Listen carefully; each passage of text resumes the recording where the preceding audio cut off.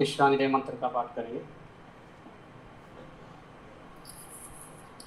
ओम विश्वानिदेव सवितर्दुरितानि पराशुभ यद्भद्रं तन्न आशुभ। ओम सत्यार्थ प्रकाश स्वाध्याय कक्षा में आप सभी का स्वागत है। और तीसरे समोल्लास का आज आरंभ करेंगे। दूसरा समोल्लास कल हमारा पूरा हुआ था, उसके अंदर बाल शिक्षा के विषय में ऋषि ने बताया था। अथ तृतीय समोल्लासारंभ अथ अध्ययन अध्यापन विधि व्याख्यास्यामः। अतः इसके अंदर अध्ययन और अध्यापन दोनों का यहाँ पर ऋषि ने विस्तार से वर्णन किया है। लिखते हैं अब तीसरे समोल्लास में पढ़ने का प्रकार लिखते हैं। अगली जो पंक्ति है बहुत महत्वपूर्ण पंक्ति है, इसको समझने का प्रयास करें। संतानों को उत्तम विद्या, यहाँ शब्द उत्तम कहा है, नहीं तो सीधा भी लिख सकते थे संतानों को विद्या शिक्षा, क्या कहते हैं, नहीं, संतानों को कैसी विद्या शिक्षा होनी चाहिए। कहते हैं कि संतानों को उत्तम विद्या शिक्षा गुण कर्म स्वभाव रूप आभूषणों को धारण करना, आभूषणों का धारण कराना माता पिता आचार्य और संबंधियों का मुख्य कर्म है। ये अनेक प्रकार से यह पंक्ति बहुत महत्वपूर्ण है। यहाँ पर ऋषि ने लिखा है, एक तो संतानों को क्या क्या दिलाना चाहिए, क्या क्या संतानों को सिखाना चाहिए, संतानों को क्या क्या सीखना चाहिए। तो वहाँ पर लिखा है विद्या शिक्षा गुण कर्म स्वभाव, अर्थात केवल शिक्षा नहीं। और आज के समय में हम क्या करते हैं, बच्चों को कहाँ भेजते हैं, बोला जी केवल पढ़ने भेजते हैं, अर्थात एजुकेशन के लिए भेजते हैं, वो केवल शिक्षा प्राप्त कर पाते हैं। और ऋषि लिखते हैं कि विद्या शिक्षा गुण कर्म और स्वभाव, और ये किस प्रकार के होने चाहिए, लिखा उत्तम होने चाहिए, अर्थात निकृष्ट नहीं।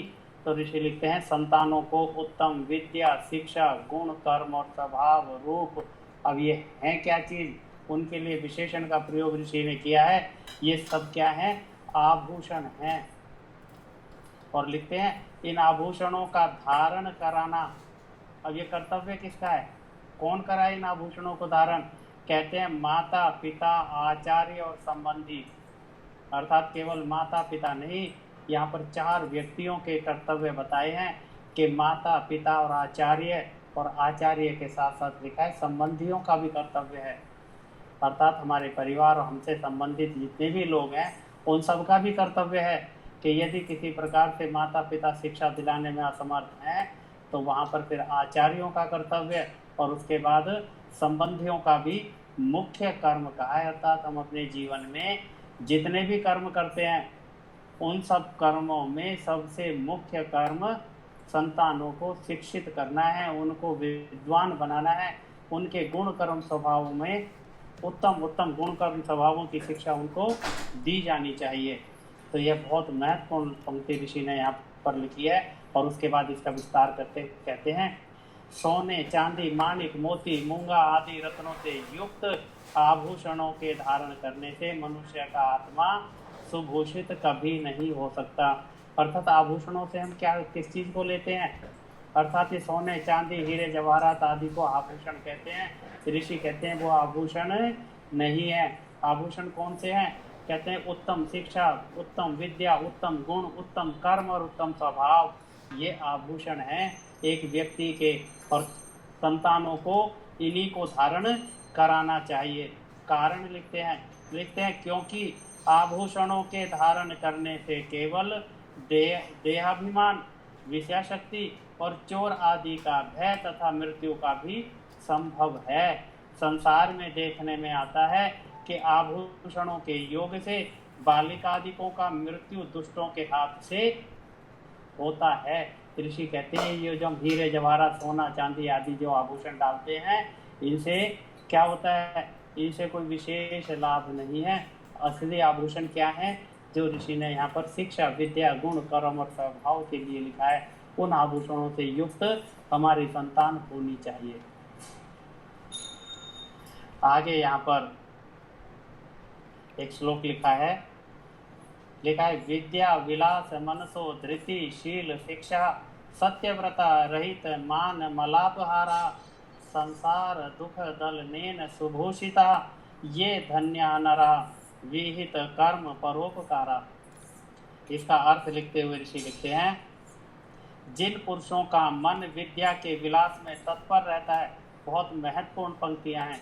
जितनी ऋषि ने एक पंक्ति जो शुरू में लिखी थी उतनी महत्ता के साथ ये पंक्ति यहाँ पर फिर लिखी है। लिखते हैं, जिन पुरुषों का मन विद्या के विलास में तत्पर रहता है, अर्थात हर समय एक ही चीज दिमाग में रहती है, मस्तिष्क में रहती है कि मुझे विद्या का अर्जन कैसे कैसे करना है, कौन कौन सी विद्या सीखनी है, अर्थात हर समय विद्या की चिंता उसको लगी रहती है। और उसके बाद लिखते हैं, सुंदर शील स्वभाव युक्त सत्य भाषण आदि नियम पालन युक्त और जो अभिमान अपवित्रता से रहित।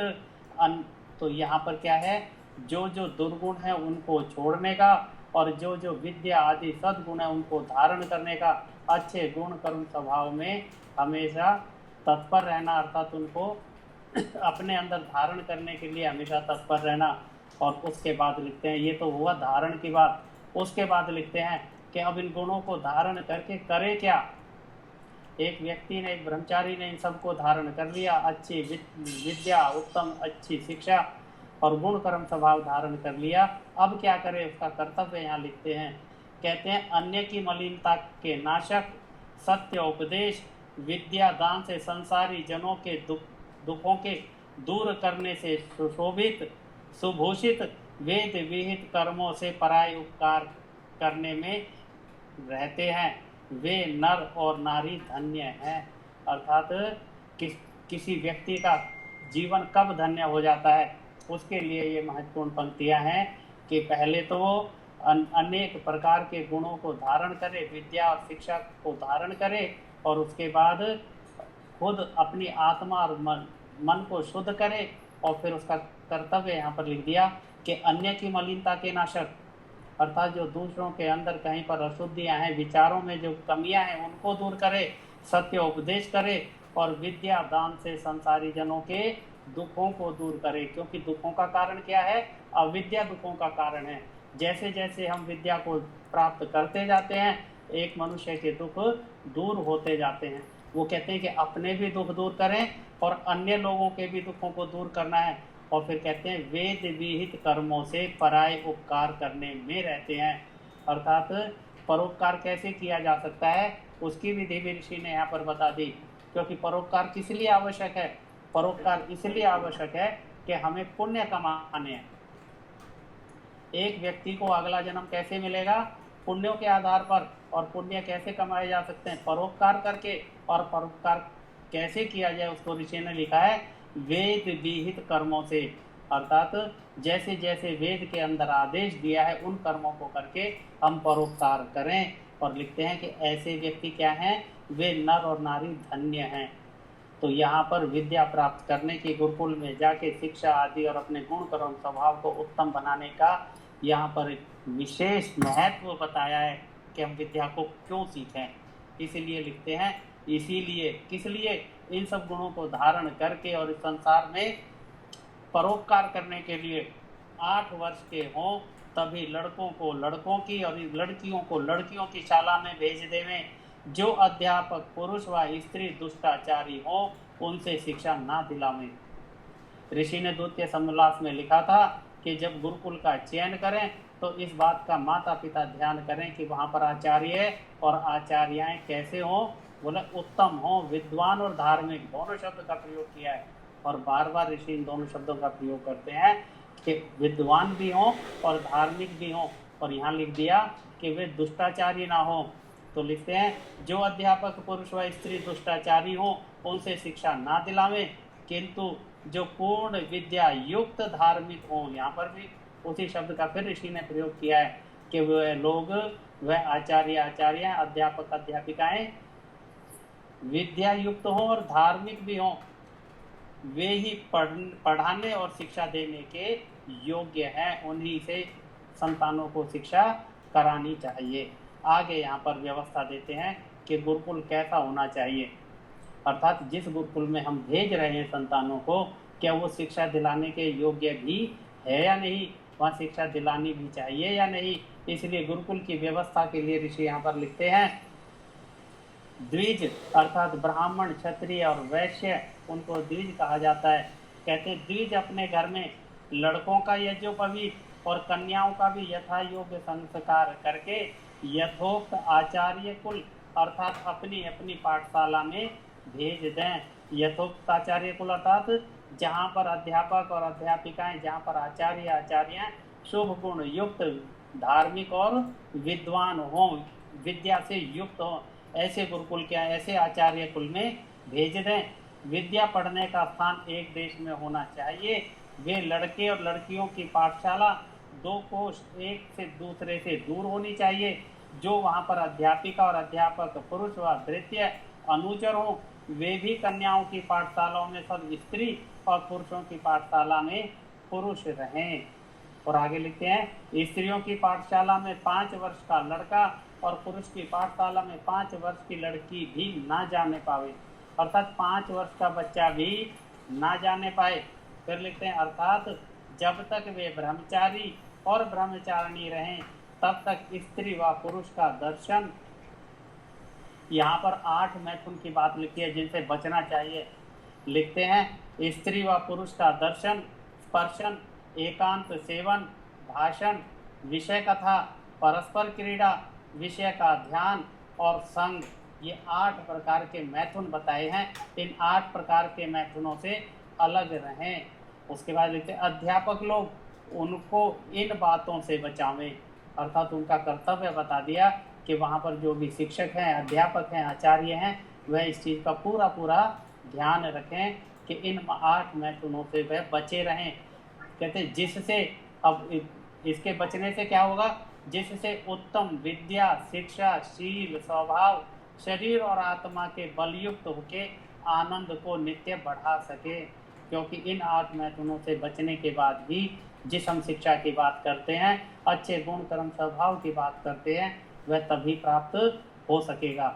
आगे लिखते हैं, पाठशालाओं से 1 योजन अर्थात 4 कोस दूर ग्राम व नगर रहे, सबको तुल्य वस्त्र, खान पान, आसन दिए जाएं, चाहे वह राजकुमार व राजकुमारी हो, चाहे दरिद्र की संतान हो। इसको कहते हैं समाजवाद। आजकल ये समाजवाद बहुत प्रचलित होता है भारत के अंदर। इसको समाजवाद कहते हैं कि जहाँ पर समाज के सभी व्यक्ति बिल्कुल बराबर जिनका व्यवहार हो, अर्थात गुरुकुल के अंदर कोई भी संतान कहीं किसी भी परिवार से जाए, वहाँ पर कोई भी अंतर, कोई भी उनके अंदर भिन्नता नहीं दिखनी चाहिए। और लिखते हैं, सबको तपस्वी होना चाहिए, उनके माता पिता अपने संतानों से, वह संतान अपने माता पिता से मिल ना सके, ना किसी प्रकार का पत्र व्यवहार एक दूसरे से कर सके। उसका कारण भी लिखा है कि माता पिताओं का आना जाना या संतानों का घर आना जाना या पत्राचार, पत्र व्यवहार आदि के लिए क्यों मना किया है। लिखते हैं, जिससे संसारी चिंता से रहित होकर केवल विद्या बढ़ाने की चिंता रखें। अर्थात यदि उन्हें घर में किसी भी तरह की परेशानी का पता लगेगा तो फिर ब्रह्मचारी घर के लिए चिंतित होगा। इसलिए कहते हैं घर के समाचार भी नहीं जाने चाहिए। और कहते हैं जब भ्रमण करने को जाएं तब उनके साथ अध्यापक रहें, जिससे किसी प्रकार की कुचेष्टा ना कर सकें और न आलस्य प्रमाद करें। तो ये सारी की सारी व्यवस्था बता दी गई कि गुरुकुल के अंदर कैसी व्यवस्था हो, गुरुकुल कैसा होना चाहिए, वो कहाँ पर स्थित होने चाहिए और वहाँ पर कैसी व्यवस्था का बना के रखनी चाहिए।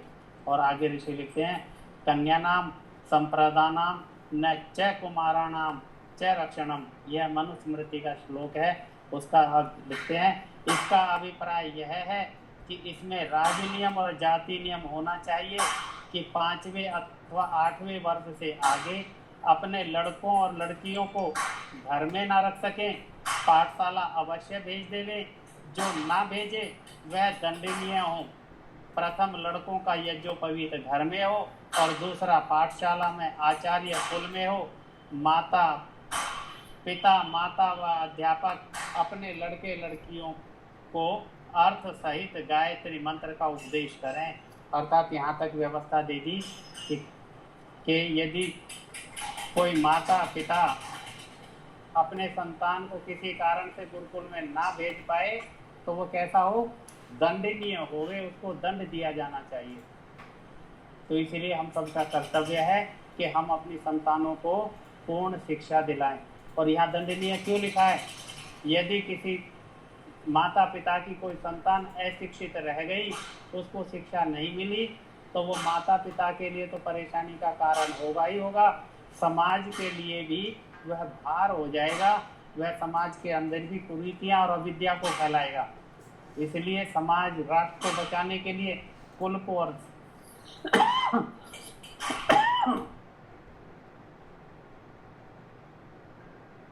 की उत्तमता के लिए यह राजा की तरफ से नियम होना चाहिए कि कोई भी संतान अशिक्षित ना रहे।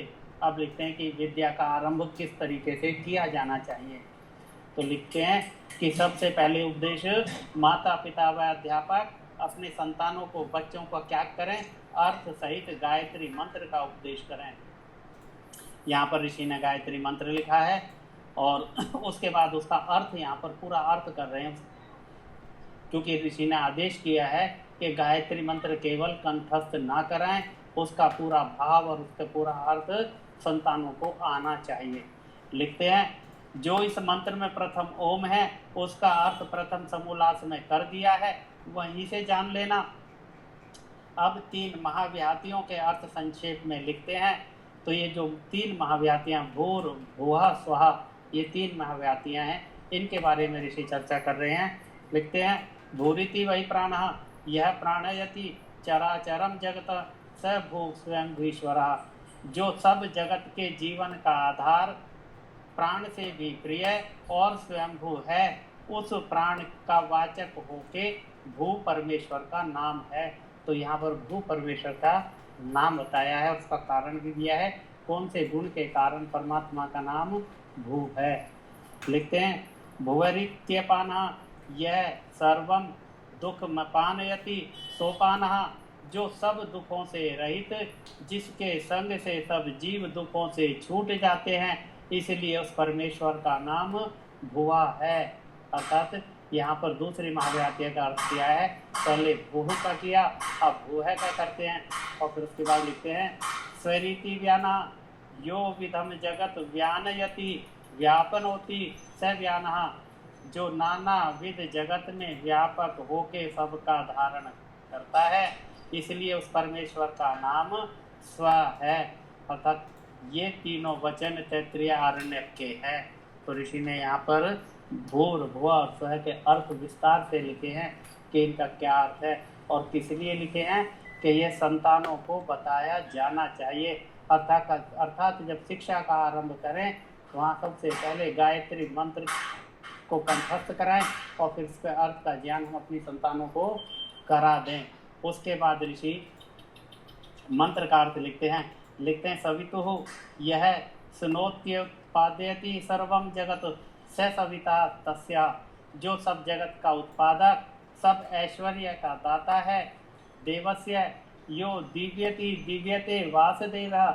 जो सर्व सुखों का देने हारा, जिसकी प्राप्ति की कामना सब करते हैं, उस परमात्मा का जो वरेण्यम वर्तुमर्हम स्वीकार करने योग्य अति श्रेष्ठ भर्गा शुद्ध स्वरूपम, शुद्ध स्वरूप और पवित्र करने वाला चेतन ब्रह्म स्वरूप है। तत् उसी परमात्मा के स्वरूप को हम लोग धीमहि धरेमहि धारण करें।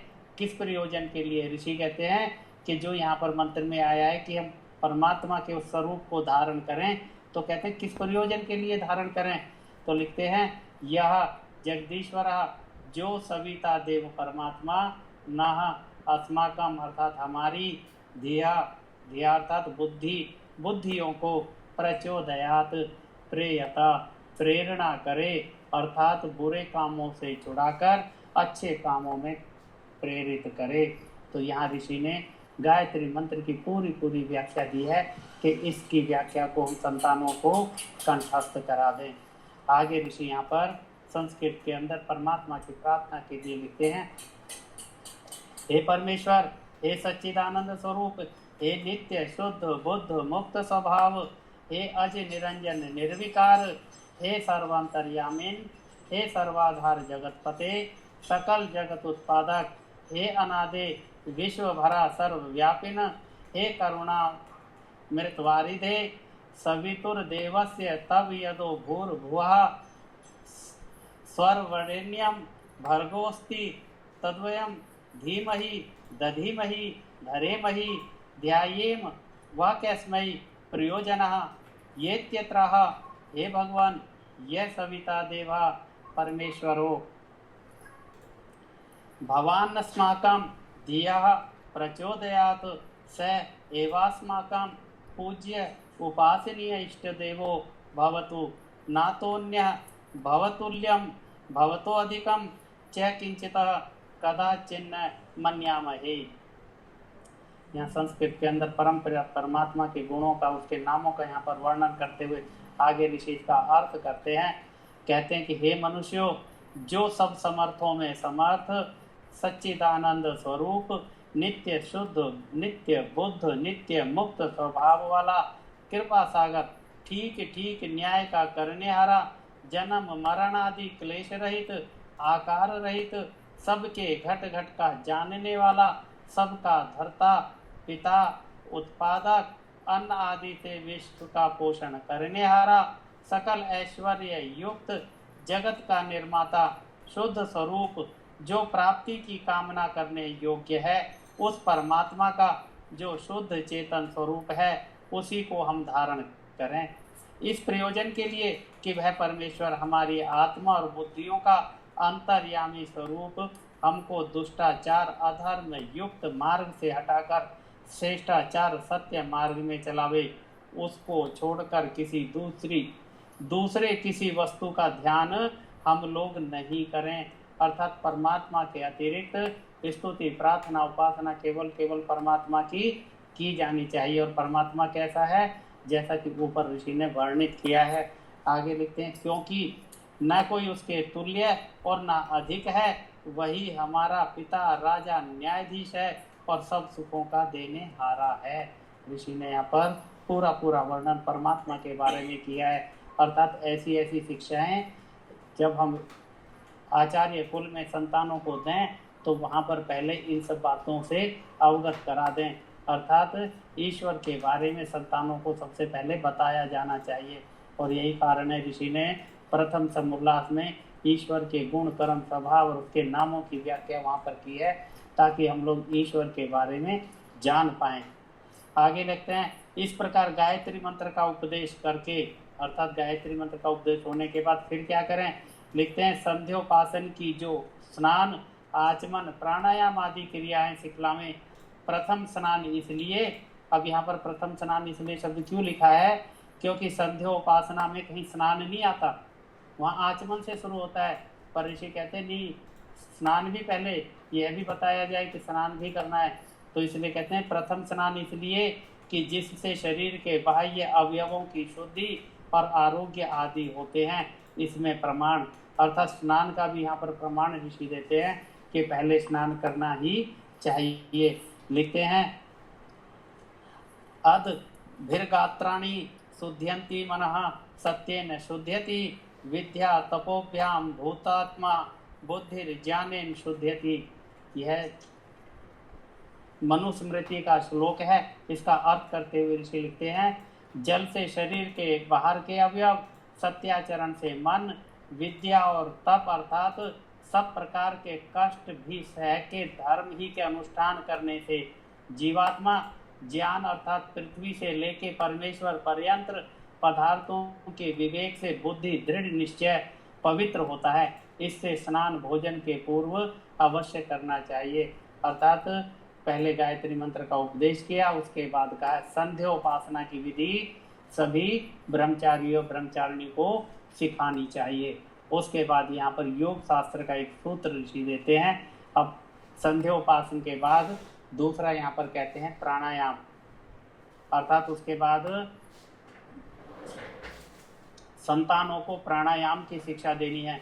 और वहाँ पर यह योग सूत्र का वचन लिखते हैं, प्राणायाम दश शुद्धि अच्छे ज्ञान दीप्तिरा विवेक ख्याते।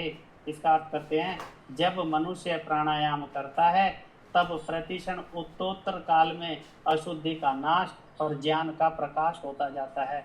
अर्थात प्राणायाम की महत्ता बताई है। प्राणायाम सबसे पहले क्यों सीखा जाए?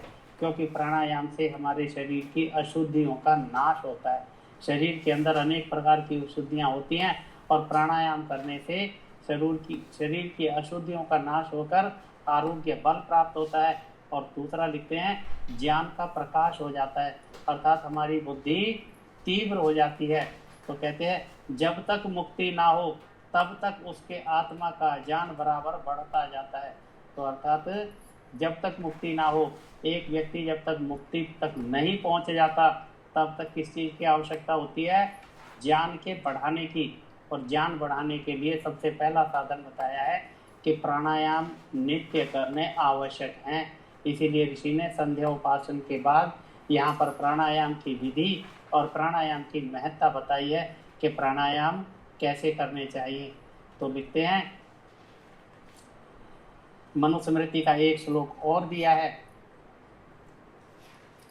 लिखते हैं, दह्यन्ते ध्यायमानानां धातूनां च यथा मलः तथेन्द्रिय इंद्रियाणां दह्यन्ते दोषः प्राणस्य निग्रहात्।